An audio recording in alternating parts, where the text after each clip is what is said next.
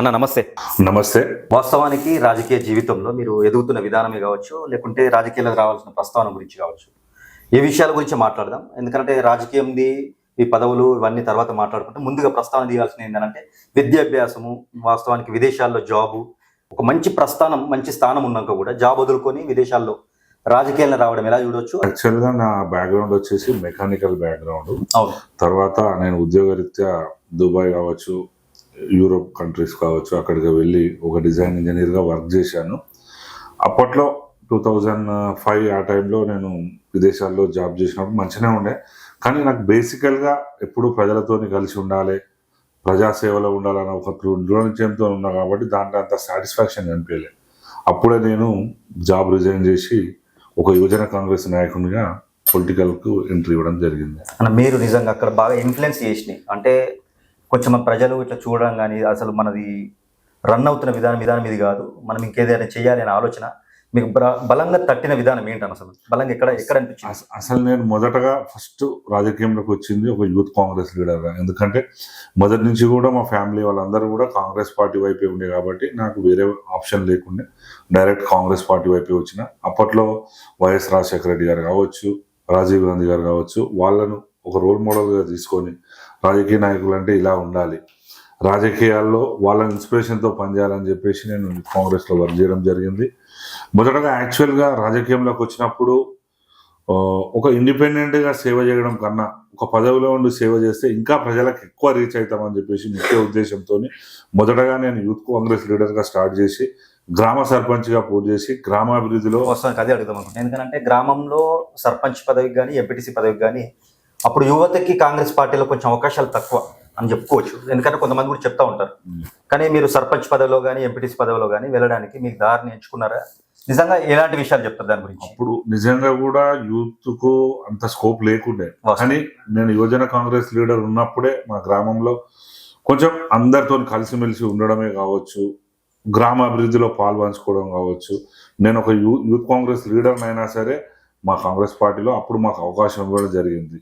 అప్పుడు యాక్చువల్గా నేను మొదటగా కాంగ్రెస్ పార్టీ అభ్యర్థిగా సర్పంచ్ క్యాండిడేట్గా చేసి గ్రామాభివృద్ధిలో పాల్పంచుకోవాలని కోరుకుంటే, కాకపోతే అప్పట్లో రిజర్వేషన్ నాకు అనుకూలించకపోవడంతో నాకు సంబంధించిన ఒక వ్యక్తిని రిజర్వేషన్లో సర్పంచ్గా పోటీ చేయించి నెక్స్ట్ జరిగిన ఎంపీటీసీ ఎలక్షన్ నాకు రిజర్వేషన్ రావడంతో ఎంపీటీసీగా పోటీ చేయడం జరిగింది. అత్యధిక మెజార్టీతోని మా భార్యను ఎంపీటీసీగా గెలుపొందించడం జరిగింది. వాస్తవానికి ఏంటంటే మీరు అప్పుడే ఎంపీటీసీగా ఎదిగారు. వాస్తవానికి ఎంపీటీసీగా విషయం కావచ్చు, సర్పంచ్గా మీ క్యాడర్ని కూడా గెలిపించుకోవడంలో కీలక పాత్ర పోషించని చెప్పుకోవచ్చు. ఎందుకంటే కోమటిరెడ్డి బ్రదర్స్ మీరు సన్నిహితంగా పనిచేశారు. కోమటిరెడ్డి బ్రదర్స్ ఇక్కడ నుంచి ఎంపీగా నిలబడ్డ టైంలో కూడా మీరు వెనుకుండి పనిచేశారని చెప్పేసి మీకు బాగా పరిచయం చేసిన వ్యక్తులు కానీ లేకుంటే ఇక్కడ నుండి పని చేయించి వెనకాల నుంచి ప్రోత్సహించిన వ్యక్తులు? మొదటగా ఎంపీటీసీ గెలిచినప్పుడు యాక్చువల్గా అప్పుడు మా నాయకుడు కోమటిరెడ్డి రాజగోపాల్ రెడ్డి గారు భువనగిరి ఎంపీగా ఒక యువ నాయకుడిగా ఉండే. అతనితో అత్యంత సన్నిహితంగా ఉండి అతని ఇన్స్పిరేషన్గా మనం రాజకీయంలోకి వెళ్ళాము. దాని తర్వాత కోమటిరెడ్డి వెంకటరెడ్డి గారు ఎంపీగా రావడం జరిగింది. సేమ్ అదే విధంగా కూడా కోమటిరెడ్డి వెంకటరెడ్డి గారితో కూడా కాంగ్రెస్ పార్టీలో అదే సంబంధాలు మెయింటైన్ చేయడం వల్ల నా మీద నిజంగా అప్పట్లో సముద్రం ఉంది. తర్వాత మా నాయకుడు ప్రస్తుత ఎమ్మెల్యే కుంభం అనిల్ కుమార్ రెడ్డి గారు రాజకీయంలోకి ఎంట్రీ కావడం, అతను భువనగిరి ఎమ్మెల్యేగా గెలుపొందడంలో మనం కూడా ఆయన ఎంత పనిచేయడము, ఇప్పుడు ఆయన శిష్యరికంలో ఆయన అడుగుజాడల్లో కాంగ్రెస్ పార్టీకి పనిచేస్తున్నాము. ఇప్పుడైతే కుంభం అనిల్ కుమార్ రెడ్డి గారి అడుగుజాడల్లో ఆయన ప్రోత్సాహంతో ఆయన సపోర్ట్తో మేము రాజకీయాలు రాణిస్తున్నాం. వాస్తవానికి ఏంటంటే తెలంగాణ ఏర్పాటు విధానంలో కాంగ్రెస్ కీలక పాత్ర పోషించింది. కానీ కాంగ్రెస్కి ఒక సముచిత న్యాయం జరగలేదు. కాంగ్రెస్ వాస్తవానికి కొన్ని సీట్లు కూడా కోల్పోవడం జరిగింది. ఇక్కడ అధికారంలోకి రాలేకపోయింది. కానీ ఆ టైంలో కూడా వాస్తవానికి బీఆర్ఎస్కి అంటే అప్పట్లో ఉన్న టీఆర్ఎస్ పార్టీకి ధీటుగా కాంగ్రెస్లో మీరు పనిచేశారు. 10 సంవత్సరాల పాటు ఇక్కడ ఏదైతే అధ్యక్ష పదవి కావచ్చు, ఇది పార్టీ అంటే పదవిలో పనిచేయడానికి కారణాలు కూడా తీసుకోవచ్చు. నేను ఎంపీటీసీ గెలవగానే అప్పుడు అధికారంలోకి టీఆర్ఎస్ పార్టీ రావడం జరిగింది. మేజర్గా నా రాజకీయ ప్రస్థానం మొత్తము ప్రతిపక్ష పాత్రలోనే ఉన్నా. అయినా కానీ ఒక నాయకుడు ప్రజలకి అందుబాటులో ఉండి ప్రజాసేవ చేయాలంటే ప్రతిపక్ష హోదాలే మెయిన్ ఇంపార్టెంట్. మనం ఎందుకంటే ప్రభుత్వం ప్రజల తరఫున ఫైట్ చేయవచ్చు ఏ సమస్య మీదనైనా. యాక్చువల్గా ప్రతిపక్ష హోదాలో ఉన్నప్పుడే మనకు ఎన్నో గుణపాఠాలు నేర్పిస్తుంది, ప్రజలకు ఏ విధంగా సేవ చేయాలనేది నేర్పిస్తుంది. కాబట్టి అప్పుడు 10 years కూడా నేను ఎంపీటీసీగా కాంటాక్ట్ చేసి గెలిచిన తర్వాత 10 సంవత్సరాలు మేము కాంగ్రెస్ పార్టీ ప్రతిపక్ష హోదాలోనే ఉండే. అప్పుడు నేను ఒక యూత్ గా ఉన్నప్పుడే నాకు మండల కాంగ్రెస్ పార్టీ అధ్యక్ష పదవి కూడా జరిగింది. ఆల్మోస్ట్ ఆ 10 years మొత్తం నేను కాంగ్రెస్ పార్టీ మండల ప్రెసిడెంట్ గా ప్రతిపక్ష హోదాలనే పనిచేసిన. ఎప్పుడు కూడా ప్రతిపక్షంలో ఉన్నా అని చెప్పేసి లోగా ఫీల్ కాకుండా ఎప్పుడు ప్రజా సమస్యల మీద పోరాడుకుంటూ అధికార పార్టీని ప్రతిసారి ప్రశ్నిస్తూ ఆ 10 సంవత్సరాల రాజకీయం కూడా ప్రస్తావన జరిగింది. ఆఫర్లు వచ్చాయన్నా కాంగ్రెస్ నుంచి? అంటే అవును, యాజ్ యూజువల్ గా ఒక లీడర్ కొంచెం స్ట్రాంగ్ గా ఉన్నాడంటే ఎదుటి పార్టీ వాళ్ళు కూడా మా పార్టీలకు రా, మేము మీకు పదవి ఇస్తామని చెప్పేసి పిలవడం జరిగింది. కానీ అప్పుడు నేను కాంగ్రెస్ పార్టీకే కట్టుబడి ఉన్న కాంగ్రెస్ పార్టీలో పనిచేసిన. కాంగ్రెస్ పార్టీ అప్పుడు పూర్తిగా ఇక్కడ భూస్థాపితమైంది. కానీ ఆ 10 సంవత్సరాల్లో ఎన్నికలు జరిగినప్పుడు మీకు హోదాకి జెడ్పీటీసీ జనరల్ వచ్చినప్పుడు మీ పార్టీ నుంచి మీరు ఎన్నుకునే విధానంలో మీరు ఎవరైనా అడిగారో లేకో తెలీదు, కానీ మీరే పోటీ చేశారు, అది తక్కువ మెజార్టీతో ఓడిపోయారు. ఎలా ఎదుర్కొన్నారు? వాస్తవానికి ఆ విషయం గురించి మీరు దీని గురించి చెప్పాలనుకుంటే ఏం చెప్తారా? మీకు వెనకాల బాగా బలంగా ఎవరు నిలబడ్డారు? అప్పుడు కాంగ్రెస్ పార్టీ ఎంపీటీసీగా పనిచేసిన 5 years తర్వాత నేను మండల కాంగ్రెస్ పార్టీ భీమవరం మండల కాంగ్రెస్ పార్టీ అధ్యక్షునిగా ఉండి, తర్వాత నెక్స్ట్ ఎలక్షన్ లో మాకు జనరల్ స్థానం రావడం జరిగింది ఎంపీటీసీగా. మేము యాక్చువల్ గా జనరల్ గా వేరే వాళ్ళ కాంటాక్ట్ చేసి యాజ్ ఏ మండల్ ప్రెసిడెంట్ గా వాళ్ళకి అవకాశం ఇవ్వాలని ఆలోచన ఉండే. కానీ అప్పుడు వాళ్ళందరూ కూడా నన్నే చూపించి నువ్వు కాంటాక్ట్ చేస్తేనే బాగుంటది అంటే నేను ధైర్యంగా ముందుకు వచ్చి యాక్చువల్ గా కాంగ్రెస్ పార్టీ అప్పుడు చాలా వీక్ గా ఉండే. అధికార పార్టీ టీఆర్ఎస్ ది హవా నడుస్తుండే. ఎదుటి పార్టీ నిజవాడ వాళ్ళు కూడా అప్పటికి ఒక ముఖ్యమైన హోదాలో ఉండి నాకన్నా బలవంతంగా ఉన్నా సరే మనం ప్రజల్ని నమ్ముకోవాలి, ప్రజల్ని నమ్ముకొని మనం పోటీ చేస్తే మనకు ప్రజలు ఆదరిస్తారని చెప్పేసి ధైర్యంతో ముందుకెళ్ళడం జరిగింది. అదే ధైర్యం నాకు ప్రజలు కూడా ఇవ్వడం జరిగింది. ఎందుకంటే అప్పట్లో ఆ టైంలో బీబీ నగర్ మండలంలో ఒక హోరాహోరీ జరిగిన పోటీలో అతి తక్కువ ఒక 400 ఓట్లు అంటే 200 ఓట్లు నాకు పడితే నేను గెలిచేటోని. అంత గట్టి పోటీ ఇవ్వడం వల్ల కూడా నా పేరు నిజంగా కూడా భీమవరం మండలంలో చాలా అసలు ఓడిపోయినా కానీ గెలిచిన దానికంటే ఎక్కువ పేరు నాకు రావడం జరిగింది. అదే ఇన్స్పిరేషన్ తోని కూడా నేను మళ్ళీ పాలిటిక్స్ లో అదే స్టాండర్డ్ తోని పనిచేసిన. మీరు జెడ్పీటీసీగా పనిచేసినప్పుడు మీకు బలంగా నిలబడ్డ వ్యక్తులు ఎవరు ఏంటి అని అడిగితే ఏం చెప్తారన్నా? అప్పుడు నా కార్యకర్తలు, అప్పుడు నాకు సంబంధించిన ఆ టైంలో కాంగ్రెస్ పార్టీ లీడర్లు ఎవరైతే ఉన్నారో, నేను ఒక యంగ్ గా నాకు జెడ్పీటీసీ అవకాశం వచ్చినా గానీ నా వెన్నుదట్టి నీ వెంట నేను ఉన్నాం, నువ్వు పోటీ చేయని చెప్పేసి నా గ్రామాన తండాన కూడా నాకు ఓట్లు వేసి నా ఎంబటి నడిచింది. కాబట్టి నేను అంత గెలుపు తీరాని వరకు చేరగలిగిన.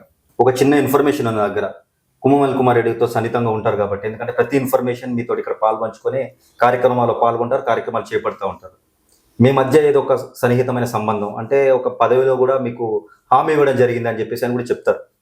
ఒకవేళ కనుక నిజంగా హామీ ఇస్తే ఒక బహిరంగ ప్రకటన కూడా చెప్పారు ఇక్కడ. యాక్చువల్లీ శ్యామ్ గౌడ్ ఒక ప్రత్యేకమైన స్థానంలో మండలంలో ఉండబోతున్నాడు అని చెప్పేసి అని. ఆ స్థానం గురించి ఒకవేళ అడిగితే ఏం చెప్తారు? నిజంగా మీ ఇద్దరి మధ్య సంబంధాలు ఏంటి అని అంటే, నేను యాక్చువల్ గా లాస్ట్ టైం జెడ్పీటీసీ కాంటెస్ట్ చేసి అతి తక్కువ ఓట్లతో ఓడిపోవడం జరిగింది. అది మా కుమ్మమల్లి కుమార్ రెడ్డి గారు తెలుసు, ఎందుకంటే అప్పుడు జిల్లా అధ్యక్షుడుగా ఉన్నారు. ఒకసారి ఎమ్మెల్యే కాంటెస్ట్ చేశారు.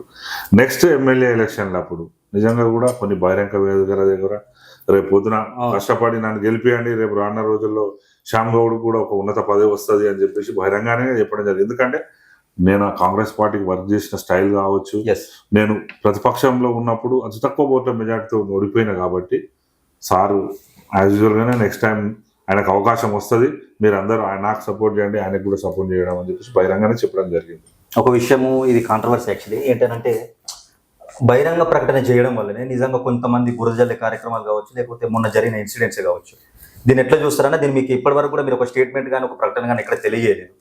ఇలాంటి విషయాల మీద కాంగ్రెస్ పార్టీలో కూడా కొన్ని అంటే వెనకాల నుంచి నడిపిస్తారు అని చెప్పేసి అని చర్చలు వినపడతా ఉన్నాయి. దీని గురించి మీరు ఏం చెప్తారన్నా? అంటే యాక్చువల్ గా రీసెంట్ గా కూడా గ్రామ పంచాయతీ ఎలక్షన్లప్పుడు ఎమ్మెల్యే గారు మా గ్రామానికి వచ్చినప్పుడు గ్రామంలో పబ్లిక్ ను ఉద్దేశించి శ్యామ్ గౌడ్ కు రేపు పొద్దున ఉన్నత పదవి వస్తుంది, మీరందరూ కూడా మీ గ్రామ సర్పంచ్ గెలిపియండి, రేపు పొద్దున సర్పంచ్ ప్లస్ శ్యామ్ గౌడ్ నా సహకారంతో ఈ గ్రామాన్ని అభివృద్ధి చెందిస్తారని చెప్పి చెప్పడం జరిగింది.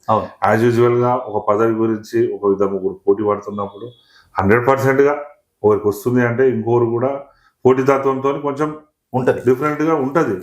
అయినా కానీ ఫైనల్ గా మాకు డిసైడ్ చేసేది ఎవరైతే ఉన్నారో ఎమ్మెల్యే గారు రేపు పొద్దున శ్యామ్ గౌడ్ ఏ పొజిషన్ లో ఉండాలని డిసైడ్ చేస్తే ఆ పొజిషన్ లోనే ఉంటాడు. అందరూ కూడా కలిసికట్టుగా పనిచేస్తారు. ఫైనల్ గా అంతిమంగా ఎమ్మెల్యే గారు ఏది చెప్తే అది మేము అందరం డిసైడ్ చేసి ఎవరు ఏ రోజులు ఉండాలనో, ఎవరు ఏది ఉండాలనో, ఎలాంటి చిన్న చిన్న వివాదాలు అంటే కాంగ్రెస్ పార్టీ మా కుటుంబం ఇది, దీంట్లో చిన్న చిన్న ఇష్యూస్ ఏదో కావాలని అందరూ కొట్లాడతారు. ఫైనల్ గా డిసైడ్ అయిపోయిందంటే అందరు కలిసి పని చేసుకొని కాంగ్రెస్ పార్టీ అభ్యర్థిని గెలుపొందిస్తారు. ఎందుకంటే మా మధ్యలో నిజంగా కూడా పర్సనల్ ఇష్యూస్ ఏం లేవు. జనరల్ గా పోటీ పదవి కోసం కొట్లాడడం అనేది కామన్, అది అందరు కొట్లాడతారు, అందరికి రావు. మండలంలో ఒక 2 పదవులు అంటే ఒక 5-6 ఎక్స్పెక్ట్ చేస్తున్నారంటే మిగతా వాళ్ళు కొంచెం ఉంటది, కానీ వాళ్ళందరూ సర్దుకొని కాంగ్రెస్ పార్టీ జెండాను నమ్ముకుని ఎవరైతే ముందుకు వస్తారో వాళ్ళని గెలిపించే బాధ్యత వాళ్ళ మీదే ఉంటుంది. ఎందుకంటే కాంగ్రెస్ జెండాలో అంటే మీరు అందరినీ గుర్తుకొచ్చిన ఎక్కడ గెలిచినా కానీ మీరు మెజార్టీ ఇవ్వడంలో కీలక పాత్ర పోషిస్తారు. ఎందుకంటే అవి స్థానిక ఎలక్షన్లు కావచ్చు, స్థానిక అంటే మండలం నుంచి సంబంధించి జిల్లాకి సంబంధించి మీరు ఎప్పుడైనా లీడ్ చూపిస్తూ ఉంటారు. ఎందుకంటే కీలక పాత్ర పోషిస్తూ ఉంటారు. వీరి మీద నిజంగా శ్యామ్ గౌడ్ మీద ఒక వ్యతిరేకత కూడా ఉంది. ఏంటంటే నిజంగా శ్యామ్ గౌడ్ ఎక్కడ ఉంటే అక్కడ గెలుపు ఉంటుంది. దీన్ని జరిపితే దీన్ని మెదిపితే తప్పకుండా ఆయనకి ఒక బురద జల్ల కార్యక్రమం అని చెప్పేసి అని అనుకోవచ్చా ఎట్లా? యాక్చువల్గా నేను కాంగ్రెస్ పార్టీలో యాక్టివ్గా పనిచేస్తున్నప్పటి నుంచి మీరు అంటూ లోకల్ బాడీ ఎలక్షన్స్ అనే కాదు, అసలు ఏ ఎలక్షన్ అయినా అవును కాంగ్రెస్ పార్టీకి నా ఒక ఉద్దేశం ఒకటే, నేను ఫస్ట్ నుంచి నమ్మిన ఒక సిద్ధాంతం ఏంటంటే అది ఎంపీ ఎలక్షన్ కావచ్చు, ఎమ్మెల్యే ఎలక్షన్ కావచ్చు, లోకల్ బాడీ ఎలక్షన్ కావచ్చు, లాస్ట్ కోఆపరేషన్ సంస్థాగత బ్యాంకింగ్ ఎలక్షన్స్ కావచ్చు, ఏదైనా మమ్మల్ని నమ్ముకొని ఒకరు పోటీ చేస్తారు, వాళ్ళ గెలుపు కృషి చేయడమే నా మెయిన్ ఎజెండా. ఆ గెలుపుకు నా సాయశక్తిలో నేను ఏం చేయాలి, నా ప్రచార స్టైల్ ఎట్లుంటుంది, అసలు నేను ఏ విధంగా ఓటు రాబట్టాలనో 100% నేను నా క్యాండిడేట్ గెలుపుకే ప్రయత్నం చేస్తా. అట్లా అని చెప్పేసి ఎదుటిపాటి క్యాండిడేట్ ను గెలిపే ప్రయత్నం చేయగలదా? నన్ను నమ్ముకొని నా బలంతో వాళ్ళు నిలబడ్డప్పుడు వాళ్ళ గెలుపు కృషి చేయడమే నా బాధ్యత. 100% ఒక ఎలక్షన్ లో గెలుపు ఓటమి సహజం. ఒకరు గెలుస్తారు, ఒకరు ఓడిపోతారు. ఓటమిని కూడా హ్యాపీగా తీసుకున్నాడే లీడర్. ఎందుకంటే గెలుపునైనా సరే ఓటమినైనా సరే ఒకే విధంగా తీసుకోవాలి. నేను గతంలో జెడ్పీటీస్ కాంటెస్ట్ చేసిన, ఓడిపోయిన తక్కువ ఓట్లతో నేను ఎవరిని నిందించలేదు. అరే ఈ రోజు ఓటమే రేపు పొద్దున నాకు గెలుపుకు నాంది అని చెప్పుకొని నెక్స్ట్, ఎందుకంటే నాకు ఏజ్ ఉంది, నేను ఒక యూత్ లీడర్ను, రేపు పొద్దున నాకు మళ్ళీ అవకాశం వస్తుంది, ఇదే ప్రజలు నన్ను చూస్తారు, రేపు పొద్దున రానున్న ఎలక్షన్ లో నాకు ఓట్లేసి గెలిపిస్తారని విశ్వాసం ఉంది కాబట్టి నేను రాజకీయంలో కంటిన్యూ ఉన్నా. అది ప్రతి ఒక్కరు కూడా అదే విధంగా తీసుకోవాలి. గెలుపు సహజం. మొన్న జరిగిన స్థానిక ఎలక్షన్స్ మీ గ్రామం నుంచి అసలు వాస్తవానికి ఏంటంటే మీ గ్రామం నుంచి ఎట్లా చూస్తారు? మీ గ్రామంలో జరిగిన మీ నిందలను దాన్ని ఎట్లా తిప్పి కొడతారు అని అంటే ఏం చెప్తారు? సహజంగా ఏంటంటే ఏ ఎలక్షన్ అయినా నేను ఒకటి డిసైడ్ చేస్తా, విలేజ్ అని కాదు, నా బూత్. మా ఊర్లో ఇప్పుడు 2 బూత్లు ఉన్నాయి. ఫస్ట్ నా బూత్ లో కాంగ్రెస్ పార్టీకి ఒక్క ఓటు అన్న ఎక్కువ మెజార్టీ రావాలి. అది ఎమ్మెల్యే ఎలక్షన్ కావచ్చు, ఎంపీ ఎలక్షన్ కావచ్చు, సర్పంచ్ కావచ్చు, ఎంపీటీస్ కావచ్చు, నా మెయిన్ అది. ఎందుకంటే మండలంలో మనం ఒక నాయకుని ఎదుగుతున్నాం కాబట్టి రాఘవపురంలో ఏమైంది రిజల్ట్ అని చూస్తారు. ఆ రిజల్ట్ పాజిటివ్ చూపిస్తేనే నాకు ఆనందం. సో నేను దానికోసం ఏదైనా సరే కృషి చేస్తా.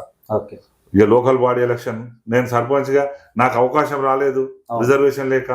నేను గతంలో ఒక ఎస్సీ అభ్యర్థి రిజర్వేషన్ వస్తే ఎస్సీ అభ్యర్థి నిలబెట్టిన, ఆయన గెలుపు కోసం గట్టిగా కృషి చేసిన, ఆయన గెలిపించిన, ప్యానల్ కూడా చేసిన.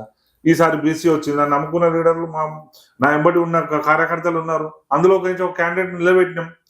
ఆయన గెలుపు కృషి చేయాలనా లేదా? 100% కృషి చేస్తాను నేను. ఆయన గెలుపు కోసం కృషి చేసిన, సహాయ శక్తుల ప్రయత్నం చేసి ఆయనను గెలిపించిన, ఆ గెలుపులనే నాకు పెద్ద నాయకులు వచ్చి ప్రచారంలో పాల్గొని మీ మీద వాస్తవానికి కొన్ని ఆరోపణలు చేశారు. అతిపెద్ద నాయకులు జిల్లా నుంచే కావచ్చు, నాయకులు రాష్ట్ర నాయకులు కూడా వచ్చి మీ మీద ఒక చిన్న ఆరోపణలు కూడా చేశారు. వీటిని ఎట్లా చూస్తారన్నా తిప్పికొట్టే ప్రయత్నం ఏమైనా చేస్తారు అంటే ఏం చెప్తారు? ఎవరైనా ఎలక్షన్ ప్రచారంలో సహజంగా ఏం చెప్పుకుంటారు? నేనేంది, నేను ఇంతకుముందుకు ఏం చేసినా గెలిస్తే ఏం చేస్తా. నేను కూడా ఎమ్మెల్యే గారు వచ్చినప్పుడు ప్రసంగంలో కావచ్చు, గడప గడప తిరిగినప్పుడు కూడా నేను ఈ ఊరికి ఏం సాయం చేసినా, నా వ్యక్తిగతంగా కావచ్చు, పార్టీ పరంగా కావచ్చు, ఆపదలో ఉన్న వాళ్ళకు, యాక్సిడెంట్ అయిన వాళ్ళకు, పెళ్లిళ్లకు, చావులకు నా వల్ల ఎంతవరకు సాయం చేసినో ఇవో నేను ఇది చేసినమ్మా. గ్రామాభివృద్ధిలో మా లీడర్లతో డబ్బులు తీసుకొచ్చి మీ గ్రామాభివృద్ధిలో మనం వాళ్ళు చేసిన, నా సపోర్ట్ చేసిన అని చెప్పుకున్నా. మా ఎమ్మెల్యే గారు కూడా ఏం చెప్పారు, గతంలో ఆయన చేసిన సేవా కార్యక్రమాలు కావచ్చు, మేము గ్రామానికి చేసిన సేవా కార్యక్రమాలు కావచ్చు, గెలిపిస్తే రేపు పొద్దున ఫ్యూచర్ లో గ్రామాభివృద్ధిలో ఏం చేస్తా, ఒక్క విమర్శ కూడా లేదు మాకు, ఒక్క విమర్శ కూడా లేదు. ఓన్లీ మేమేం చేస్తాం, మేము గెలిపిస్తే ఏం చేస్తాం, ఏం చేసినాం, ఈ రెండే మేము చెప్పుకున్నాం. కానీ ప్రతిపక్ష పార్టీ వాళ్ళు ఎంతసేపు ఆయనేంది ఈయనేంది విమర్శలు, ఆధారం లేని ఆరోపణలు ఇవన్నీ చేస్తారు. దాన్ని అది వాళ్ళకే నష్టం. ఎందుకంటే మీ కింది ప్రజలు నాయకులు గ్రహిస్తారు కదా. వాస్తవానికి మీ కింద ఉన్న నాయకులు ఒక ఆరోపణలో ఇరుక్కొని మీ పేరు కూడా ప్రస్తావించారు, ఎమ్మెల్యే గారి పేరును కూడా తీసుకొని వచ్చారు. ఎమ్మెల్యే గారిని ప్లస్ మిమ్మల్ని ఇంక్లూడింగ్ తీసుకొచ్చి ఒక పెద్ద ప్రకటన చేశారు. వాటిని తిప్పికొట్టే ప్రయత్నం ఇప్పటి వరకు చేయలేదు. దాని గురించి ఏం చెప్తారు? నేను ఎందుకు అంటున్నా అంటే, నేను దాన్ని సింపుల్ గా ఎందుకు తీసుకున్నా అంటే, నిజంగా ఆ ఆరోపణ ఆధారాలు ఉండి నిజమైన ఆరోపణ ఉంటే నేను బాధపడాలి. ఉట్టేనే గెలుపును జీర్ణించుకోలేక, ఓటమిని తట్టుకోలేక, ఇగో ఈయన గెలిపించిండు, ఇగో ఈయన మీద బురద కలితే రేపు రానున్న రోజుల్లో ఇంకా మంచి పదంలో పోవాలంటే ఇగో ఇది అడ్డంకి కావాలి అని చెప్పేసి ఒక చెడ్డ ఆలోచనతో వాళ్ళు మాకు నా మీద బురద వెళ్ళవచ్చు. నేను దాన్ని అస్సలు స్వీకరించా. ఎందుకంటే ప్రజలు చూస్తూనే ఎవరు, ప్రజలకు తెలుసు శ్యామ్ గౌడ్ అనేది ఏంది, శ్యామ్ గౌడ్ ఏం చేస్తాడు, శ్యామ్ గౌడ్ పబ్లిక్ సేవ చేస్తుండా లేకపోతే ఇంకేం చేస్తాడు అనేది. ఆర్థికవేత్తను కూడా వెనకాల తీసుకొచ్చి, వాస్తవానికి మీ వెనకాల ఒక ఆర్థికవేత్త ఉన్నాడు, ఆయన ఏది ఉన్నా ఇప్పుడు ఒక వ్యవస్థ ఒక ఊర్లో 2 పార్టీలు చేస్తున్నాయంటే ఎవరి సపోర్టర్స్ వాళ్ళకి ఉంటారు. ఆ సపోర్టర్సే కాదు, లాస్ట్ కు ఓటు వేసే కార్యకర్త కూడా నా అభ్యర్థి గెలవాలని చెప్పేసి కొట్లాడతారు. అది కామన్. ఎవరైనా సరే మనం నిలబెట్టిన అభ్యర్థి గెలవాలి, నేను ఓటేసిన అభ్యర్థి గెలవాలి, తప్పకుండా అది కామన్. దానికి ఓడిపోయిన తర్వాత ఈయన మీద ఆరోపణ, ఆయన ఆరోపణ, ఎమ్మెల్యే గారు అసలు మా ఎమ్మెల్యే గారు ఎటువంటి లీడర్, ఆయన సొంత డబ్బులు పెట్టి పదవి, ఇప్పుడు ఎమ్మెల్యే అయ్యి 2 సంవత్సరాలు కావచ్చు, ఆయన ఎన్ని సంవత్సరాల నుంచి రాజకీయంలో ఉన్నాడు, ఆయన రాజకీయ ప్రస్తావనలో ఎన్ని కోట్ల రూపాయలు ఖర్చు పెట్టిండు, కరోనా టైంలో ఆయన చేసిన సేవా కార్యక్రమాలు ఏంటి, పదవి లేకున్నా ప్రతి గ్రామానికి ఆయన సాయం ఉంటది, ఆయన చేసిన సేవ ప్రతి గ్రామంలో చెప్పుకుంటారు. కరోనా టైంలో నిజంగా కూడా పదవులు ఉన్న వాళ్ళు కూడా సపరేట్ కింద కూర్చుంటే, పదవి లేకున్నా ఆయన అంబులెన్స్లే కావచ్చు, మెడికల్ కిట్లే కావచ్చు, బియ్యం ఏదైనా సరే ఆయన వల్ల ఏదైతే జరుగుతుందో అది ప్రతి గ్రామానికి వెళ్ళిండు. స్వయంగా ఆయన్నే వెళ్ళి కరోనా పేషెంట్లకు కూడా అందించడం జరిగింది.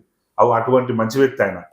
ఆయన ఎప్పుడు కూడా డబ్బు వెనకాల వల్లే, డబ్బు ఆయనకు అవసరం లేదు, ఆయన మంచిగా ఉన్నాడు, ఆయన ఓన్లీ ప్రజాసేవనే లక్ష్యంగా రాజకీయాలకు వచ్చిండు, ఆయన ప్రజాసేవనే ఉంటాడు. ఆయన సొంత డబ్బులు పెట్టి రాజకీయాలు చేస్తాడు. ఆయన అట్లా ఈయన డబ్బులు ఆయన డబ్బులు ఇవన్నీ ఆయనకు నచ్చవు. ఆయన కిందోలు ఏమైనా చిన్నగా ఏమైనా చేస్తా అంటేనే ఒప్పుకోడు, గట్టిగా బెదిరిస్తాడు. నా కార్యకర్త అయినా సరే, నా ఎంబడి తిరిగినా సరే, నువ్వు మంచిగానే ఉండు, నువ్వు చెడ్డోను అని చెప్పేసి నా కార్యకర్త అని చెప్పేసి నేను సపోర్ట్ చేయడు. పోలీసు అయినా నా కార్యకర్త అని చెప్పాడు, న్యాయం జరగాలని చెప్తాడు. అది మా ఎమ్మెల్యే గారి ప్రత్యేకత. ఆయనకు మచ్చలేని నాయకుడు. ఈ రోజు ఇప్పుడు ఆయన గురించి నేను చెప్పాల్సిన అవసరం లేదు, ప్రజలే చెప్పుకుంటారు. ఆయన మీద విమర్శలు అంటే ఆకాశం మీద ఉన్నట్టు అవుతుంది. అస్సలు అటువంటి లీడర్ మళ్ళీ రాడు మనకు, అంతే. ఓకే, వాస్తవానికి ఏంటంటే కుమ్మవల్ కుమార్ రెడ్డి ప్రస్తావించిన పక్కన పెడితే కాంగ్రెస్ లో చాలా మంది కీలక నేతలు ఏం చేస్తారనంటే వాళ్ళకు పడక ఇక్కడ ఓడించే ప్రయత్నాలు జరుగుతూ ఉంటాయి. వీటి మీద ఒకవేళ శ్యామ్ గౌడ్ మాట్లాడాలి అని అనుకుంటే, కాంగ్రెస్ పార్టీలో ఇలాంటి వాటి గురించి చెప్పాలి అని అనుకుంటే ఏం చెప్తారు? అటువంటి అయితే జరగవు యాక్చువల్ గా. ఎందుకంటే సొంత పార్టీలో ఉండి సొంత పార్టీలో కూడా కొట్టుకోవడం అనేది అలాంటివి జరగవు. ఏమైనా చిన్న చిన్న సమస్యలు ఉంటే కూడా కుటుంబంలో కూర్చొని మాట్లాడుకొని, ఎప్పుడు కూడా మా కాంగ్రెస్ పార్టీ ఎవరైతే నిలబడతారో వాళ్ళకి గెలుపు 100% పనిచేస్తారు. అట్లేం లేదు. గ్రామంలో అసలు వాస్తవానికి ఇంత గ్రామం నుంచి మండలం నుంచి ఇప్పుడు ఇక్కడ జిల్లా నాయకులు ఎదిగారు కాబట్టి, ఇక్కడ కుమ్మవల్ కుమార్ రెడ్డి గారి కార్యక్రమాలు ఏది చేపట్టినా కానీ మీరు అతి సన్నిహితంగా ఉంటారు, ఏ కార్యక్రమం మీ చేతిలోనే నడుస్తుంది అని చెప్పేసి ఉంటాం. వీటి గురించి మీరు ఏం చెప్తారన్నా? నిజంగా ఆ అభిప్రాయాలు ఎలా ఉంటాయి, ఆ సత్సంబంధాలు ఎలా ఉంటాయి? అనిల్ కుమార్ రెడ్డి గారిని మొదటి నుంచి కూడా ఆయన శిష్యుని లెక్కనే తిరిగినాము. ఆయన పోటీ చేసినప్పుడు ఆయన ఎంబడిని అగర్నిశలు కలిసి పనిచేసినాము. ఆయన గెలిచిన తర్వాత కూడా ప్రతి అభివృద్ధి కార్యక్రమాలు, ఏ కార్యక్రమం అయినా ఆయన అడుగుజాడలు నడుస్తాం, ఆయనకు సపోర్టింగ్ గానే ఉంటాం. కాబట్టి అందరు కూడా అనుకుంటుంటారు సన్నిహితంగా ఉంటామని. ఇప్పుడు మండలంలో ఒక ముఖ్యంగా నాయకునిగా, ఒక మండల ప్రెసిడెంట్ చేసి, ఒక జెడ్పీటీసీగా కాంటెస్ట్ చేసి తక్కువతో ఓడిపోయినా, సో నేను ప్రతి గ్రామంలో ప్రతి తండాలో అందరితో సంబంధం ఉంటా. అదే సపోర్ట్ తో నేను ఎమ్మెల్యే గారితో కూడా సన్నిహితంగా ఉండి ఈ మండల అభివృద్ధిలో ఆయన సహకారంతో నా కృషి నేను చేస్తుంటే ఇప్పటికీ అభివృద్ధి రంగం. ఎందుకంటే వచ్చి వాస్తవానికి గతం 10 సంవత్సరాల్లో చేయలేని కొన్ని పనులను 2 ఏళ్లలో వచ్చి పూర్తి చేస్తానని హామీ ఇచ్చిన కుమ్మవల్ కుమార్ రెడ్డి ఇక్కడ చాలా వరకు కార్యక్రమాలు, అభివృద్ధి కార్యక్రమాలు చేపట్టట్లేదని కొన్ని విమర్శలు వినబడతా ఉన్నాయి. వీటిని ఏం చెప్తారన్నా? వీటి గురించి ఏం చెప్తారు? నిజంగా కూడా ప్రతిపక్ష విమర్శలు చూస్తే నవ్వొస్తుంది ఒక్కోసారి. ఎందుకంటే వాళ్ళు 10 సంవత్సరాలు పనిచేసారు. ఆ 10 సంవత్సరాల కాలంలో బీబీనగర్ మండలకు ఏం చేసారు ఒక్కసారి చెప్పాలి. ఓకేనా? మా బీబీనగర్ మండలకు సంబంధించిన ఎన్ని డబుల్ బెడ్రూమ్ ఇల్లు ఇచ్చిర్రు, ఎన్ని రేషన్ కార్డ్స్ ఇచ్చిర్రు, అసలు ఏమేమి ఇంటర్నల్ రోడ్స్ డెవలప్ చేసిర్రు, అసలు బీబీనగర్ మండల్కు మీరు చెప్పుకోదగ్గ ప్రాజెక్ట్ ఏమేమి చేసిరు, మీరు 10 years లో ఏం చేసిరు ఫస్ట్ అది చెప్పండి. ఓకే మా ఎమ్మెల్యే గారు అనిల్ కుమార్ రెడ్డి గారు ఈ 2 years లో ఏం చేసిరో నేను చెప్తాను. ఓకే ఎందుకంటే ఆయన 2 years లో నిజంగా కూడా ఇప్పుడు ప్రతి గ్రామాన 5 లక్షలు 10 లక్షలు ఫండ్ వస్తేనే హ్యాపీగా ఫీల్ అయ్యి సర్పంచులు సీసీ రోడ్లు డ్రైనేజ్లో వేసుకుంటారు. ఇవాళ ఒక చిన్న విలేజ్ కి హెచ్ఎండి నిధుల ద్వారా 50 లక్షలు 40 లక్షలు, ఆ 50-40 లక్షలతో 4 ఊళ్ళో ఉన్న డ్రైనేజ్ సీసీ అంతా అయిపోతుంది. దగ్గర 50 కోట్లు ఈ కాన్స్టిట్యున్సీకి ఎమ్మెల్యే ముఖ్యమంత్రి దగ్గరికి స్వయంగా వెళ్ళి ఇవో నా కాన్స్టిట్యున్సీలో హెచ్ఎం నిధులతో డెవలప్ చేయడానికి ఆస్కారం ఉంది కాబట్టి మీరు నాకు సహకరించాలని చెప్పేసి దాదాపుగా 50 కోట్లు ఓన్లీ బీబీనగర్ మండల్కే హెచ్ఎండిఏ నిధులు 16 కోట్లు 3-4 కోట్లు ఎస్సీ ప్లాన్ నుంచి తీసుకొచ్చి దాదాపుగా ఒక మండలానికి ఒక 2 సంవత్సరాల లోపల 20 కోట్ల ఫండ్ తీసుకొచ్చి చేసిందంటే ఎవరైనా చేసిరా ఇంతకుముందుకు? ఒక బీబీనగర్ టౌన్కే 3.5-4 కోట్లు అంటే ఒక చిన్న విలేజ్ కు 40 లక్షలు 50 లక్షలు అంటే మీరు అర్థం చేసుకోండి. ఆయనకు మండలం అభివృద్ధి కావచ్చు, కాన్స్టిట్యున్సీ అభివృద్ధి ఎంత చిత్తశుద్ధి ఉందో. ఇంత ముందుకు బునాది వెనకాల ఒక పిలాయి పిల్లకు 5 కోట్లు 6 కోట్లు ఇట్లా పెట్టేది, ఓన్లీ టెంపరీ పనులు నడిచేది. ఇప్పుడు ఆయన అట్లా కాదు, ఆయనకు ఒక విజన్ ఉంది, ఆయనకు ఒక కాలువల ఇరిగేషన్ పట్ల రైతుల పట్ల ఆయనకు ఒక విజన్ ఉంది. ఏదో 5-6 కోట్లు ఇస్తే ఈ టెంపరీ వర్క్ అయితే ఇట్లా కాదు, దీనికి మాక్సిమం పెద్ద అమౌంట్ కావాలి, పర్మనెంట్ స్ట్రక్చర్ కావాలి. ఇక్కడి రైతులు మెయిన్ వ్యవసాయం మీద ఆధారపడి ఉన్నారు. ఇక్కడ కాన్స్టిట్యున్సీలో చెప్పుకోదగ్గ కాలువలు బునాది కానీ బొల్లపల్లి పిలాయిపల్లి ఈ కాలువల ద్వారానే ఇక్కడ రైతాంగం ఆయకట్టు అంతా వ్యవసాయం చేసుకుంటున్నారు. కాబట్టి దాన్ని మెయిన్గా రైతుల పక్షాన నిలబడి ముఖ్యమంత్రి గారి దగ్గర సంబంధిత మంత్రి దగ్గరికి పోయి కొట్లాడి దాదాపుగా ఈ 3 కాలువలకు 500 కోట్లు శాంక్షన్ చేపించిండు. ఆ పనులు నడుస్తున్నాయి ఇప్పుడు. అదే విధంగా ముఖ్యమంత్రి గారితో కొట్లాడి సంగం బ్రిడ్జ్ ప్లస్ ఈ 2 సంవత్సరాలలో ఇంటర్నల్ రోడ్స్ ఎన్ని డెవలప్ అయినాయో మీరు చూడండి. ఒక తండా నుంచి ఇంకో తండానికి కావచ్చు, ఒక విలేజ్ నుంచి ఒక విలేజ్ కావచ్చు, ఇంటర్నల్ రోడ్స్ ఎన్ని డెవలప్ అయినాయో ఒకసారి మీరు అబ్జర్వ్ చేయండి, మీకు తెలుస్తుంది. ఎమ్మెల్యే గారు ఏది చేసినా ఒక విజన్ ఉన్న నాయకుడు. ఆయన 100% ఆయన చేసే పనులు చిన్న చిన్న అమౌంట్లతో ఉండవు, పర్మనెంట్ స్ట్రక్చర్ ఫ్యూచర్ లో ఆయన పేరు నిలబడేలా ఉంటాయి. కాబట్టి ఆయన చేసే ఏ కార్యక్రమం అయినా మంచి కార్యక్రమంగా ముందుకు వెళ్తుంది. వాస్తవానికి రుద్రవేలి బ్రిడ్జ్ చాలా ప్రధానమైన బీబీనగర్ అతిపెద్ద సమస్య. ఎందుకంటే ఇంటర్నల్ గా టచ్ అవ్వాలన్నా లేకపోతే అక్కడ విజయవాడ హైవేకి వెళ్ళాలన్నా ఇక్కడ వరంగల్ అనుకుని 2 అనుసంధానంగా ఉండడానికి ప్రధానంగా బీబీనగర్ నుంచి పోచంపల్లికి రాకపోకలకు రుద్రవేలి బ్రిడ్జ్ చాలా ప్రధాన కారణం. ప్లస్ ఆయన కూడా అన్నారు, నేను వచ్చిన వెంటనే వాస్తవానికి 10 సంవత్సరాలు పూర్తి చేయలేదు, వెంటనే పూర్తి చేస్తాను. కానీ 2 సంవత్సరాలు అవుతుంది, ఇప్పటి వరకు దాని మీద ప్రస్తావించింది లేదు, దాని గురించి మాట్లాడింది లేదు. దీని గురించి ఏం చెప్తారన్నా? యాక్చువల్గా రుద్రవెల్లి మూసీ బ్రిడ్జ్ అనేది నిజంగా కూడా ఒక ప్రధాన సమస్య ఈ కాన్స్టిట్యున్సీలోనే. ఎందుకంటే బీబీనగర్ పోచంపల్లి కాకుండా విజయవాడ జాతీయ రహదారి కూడా కనెక్టింగ్ ఉంటుంది. ప్రజలందరూ నిత్యం రెగ్యులర్ గా ఏదో ఒక అవసరం కోసం ట్రావెల్ చేస్తుంటారు ఇక్కడ. అయితే ఇది ఇప్పటి సమస్య కాదు, ఎప్పటి నుంచో ఉంది. ఈ లో లెవెల్ బ్రిడ్జ్ ఉండి ప్రతిసారి వర్షం వచ్చినప్పుడు హైదరాబాద్ నుంచి వచ్చే వాటర్ అంతా వచ్చి బ్రిడ్జ్ మీద నుంచి ప్రవహించి రాకపోకలు బంద్ అవుతాయి 2 మండలాలకు. ఈ సమస్య ఇప్పుడు కాదు, ఎప్పటి నుంచో ఉంది. ఆ 10 years లో వీళ్ళు ఏదో ఇనిషియేట్ తీసుకొని కాంట్రాక్ట్ డబ్బులు చెల్లించక అరకొర పనులతోని జస్ట్ అక్కడ ఇక్కడ పిల్లర్లు వేసి వదిలిపెట్టారు. ఏమైనా ముందుకు సాగింది ఆ 10 years లో? ఇది ప్రధాన సమస్య. అందరు కమిట్మెంట్ చేసి ఎవరైనా సాధించిరా? వాళ్ళు 10 సంవత్సరంలో ఏం చేసిరో ఏమో తర్వాత ముచ్చట. అది అట్లా నిలబడి ఉంది, స్ట్రక్చర్ గా నిలబడి. 3 బ్రిడ్జ్లను పూర్తి చేసాం. ఇక్కడ పిలాపల్లిదే కావచ్చు, అదే విధంగా ఇక్కడ ఉన్న పెద్దరావులపల్లి బ్రిడ్జే కావచ్చు, మిగతా కింద బ్రిడ్జే కావచ్చు అని చెప్పి మేము పూర్తి చేసామని చెప్పి చెప్పుకుంటా ఉన్నారు. కానీ ఇది పూర్తి చేయడానికి కొంచెం సమయం కావాల్సి ఉండే, అందుకని మేము ఆపేసామని చెప్పేసాను. లేదు, ఇలాంటి వారికి ఓన్లీ కాంట్రాక్ట్లకు డబ్బులు చెల్లించక ఓకే జస్ట్ అరకొర నిధులు ఇవ్వడం వలన కాంట్రాక్ట్ కొద్దిగా పనిచేసి వదిలిపెట్టి వెళ్ళిపోయిండు. ఓకేనా? ఇప్పుడు మా ఎమ్మెల్యే గారు దాని మీద క్లియర్ విజన్ తో ఉన్నాడు. ఓకే, రేపు ఫ్యూచర్ లో ఈ పని ఎట్లా కంప్లీట్ అవుతుంది, దీనికి ఫండింగ్ ఏంది, ఏ ఫండ్ తెస్తే ఇది తొందరగా కంప్లీట్ అవుతుంది. ఏదో ఒకటి మాటలు చెప్పడం రాదు. మా ఎమ్మెల్యే గారు ఏదున్నా ఒక ముందు చూపుతోని అది ఎలా కంప్లీట్ చేస్తో ఎవాల్యుయేషన్ చేసి ముందుకు పోతాడు. ఈ రుద్రవెల్లి బ్రిడ్జి ఇట్లా విషయంలో కూడా సంబంధిత మంత్రి గారి దగ్గరికి వెళ్ళిండు, ముఖ్యమంత్రి గారి దగ్గరికి వెళ్ళిండు. ఇగో దీనికి హైయెస్ట్ ఫండ్ ఇస్తేనే రేపు పొద్దున ఇది పెద్ద బ్రిడ్జ్, దీన్ని కంప్లీట్ చేయగలుగుతాం. ఏదో చెప్పి కాలయాపన చేసే టైప్ కాదు. 100% మన రీసెంట్ గా కూడా ఒక మీటింగ్ లో చెప్పిండు, ఆల్రెడీ ఇరిగేషన్ వాళ్ళతో చెప్పించుకున్నాడు. సంబంధిత మంత్రి దగ్గర పోయిండు, ముఖ్యమంత్రి గారి దగ్గర పోయిండు, ప్రపోజల్ తెచ్చుకున్నాడు. ఓకే. నా టర్మ్ లో కూడా ఈ రుద్రవెల్లి బ్రిడ్జ్ కంప్లీట్ చేస్తా అని హామీ ఇవ్వడం కూడా జరిగింది. 100% ఆ బ్రిడ్జ్ కంప్లీట్ చేసి చూపిస్తాడు. టౌన్ ప్లానింగ్ యాక్చువల్లీ బీబీనగర్ మండలం ఎందుకనంటే కొంచెం రూరల్ నుంచి వచ్చే వాళ్ళు ఇక్కడ కొంచెం ప్రధానంగా ఉంటారు. ఎందుకనంటే గతంలో కూడా కొంతమంది ఇక్కడ ప్రకటన చేసి దాన్ని వదిలేసి వెళ్ళిపోయారు, సుందరీకరణ చేపడతానని చెప్పేసి, చెరువును సుందరీకరణ చేపడతామని చెప్పి. ఇప్పుడు వచ్చిన 2 సంవత్సరాల్లో కూడా కాలయాపన నడుస్తామని తప్ప దీన్ని పూర్తి చేయట్లేదు, దీని మీద ప్రణాళిక కూడా సృష్టించట్లేదు, ఒక డిపిఆర్ కూడా లేదు అని చెప్పేసి అని ప్రజల్లో చర్చ నడుస్తా ఉంది. దీని గురించి ఏం చెప్తారన్న? మా ఎమ్మెల్యే గారు ఆల్రెడీ భీమినా టౌన్ లో ఎన్నోసార్లు పర్యటించి ఆల్రెడీ ఒక ప్లానింగ్ తో ఉన్నాడు. ఎందుకంటే భీమినా టౌన్ కానుకొని ఎయిమ్స్ హాస్పిటల్ ఉంది. ఇంకా కొన్ని రోజుల్లో, కొన్ని సంవత్సరాల్లో ఇది పెద్ద హబ్ గా ఏర్పడుతుంది. సో ఎంతో మంది రాకపోకలు చూస్తుంటారు. ఏదో టెంపరీగా వచ్చి 2-3 కోట్లు ఇచ్చేసి మినీ ట్యాంక్ బండ్ అట్లా కాదు. దీని చెరువు చుట్టూ కూడా ఒక రోడ్ వేసి రేపు పొద్దున దీన్ని డెవలప్ చేస్తే ఈ ఎయిమ్స్ కానుకొని ఇది ఒక మంచి ప్లేస్ అవుతుంది, డెవలప్మెంట్కి అవకాశం ఉంటుంది అని చెప్పేసి ఫ్యూచర్ ప్లానింగ్ తోటి ఆల్రెడీ టౌన్లతోని, లీడర్లతోని, నాయకులతో అందరితో కూర్చొని డిస్కస్ చేసిండు. ఒక మంచి ప్లానింగ్ తో ఉన్నాడు. త్వరలోనే ఆ ప్లాన్ కంప్లీట్ చేసి భీమినగర్ టౌన్ సుందరీకరిస్తాడు. రేపు రానున్న రోజుల్లో భీమినగర్ టౌన్ ఎంతో డెవలప్ కాబోతుంది. ఎందుకంటే ఎయిమ్స్ అనేది సాధారణ ప్రాజెక్ట్ కాదు, సెంట్రల్ ప్రాజెక్ట్. అది భీమినగర్ ఆనుకోని ఉంది కాబట్టి ఏ విషయంలోనైనా సరే ఎమ్మెల్యే గారు ఒక ముందు చూపుతూ ఉన్నాడు.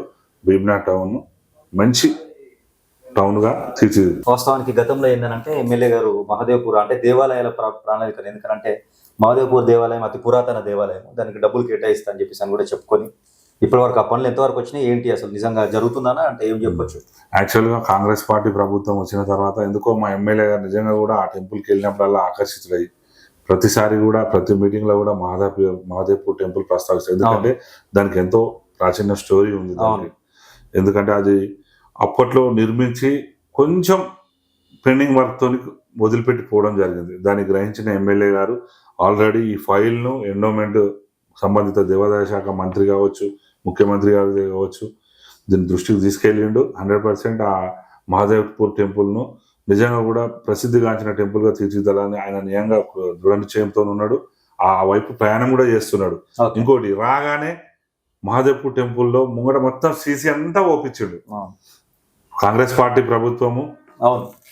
దాన్ని మొత్తం సీసీ చేసి ఇవాళ ఎంత మంచిగా చేసింది. రేపు రానున్న రోజుల్లో కూడా మహదేవ్పూర్ టెంపుల్ మంచి టెంపుల్ గా డెవలప్ అవుతుంది. దాంట్లో ఎమ్మెల్యే గారి కృషి 100% ఉంటుంది.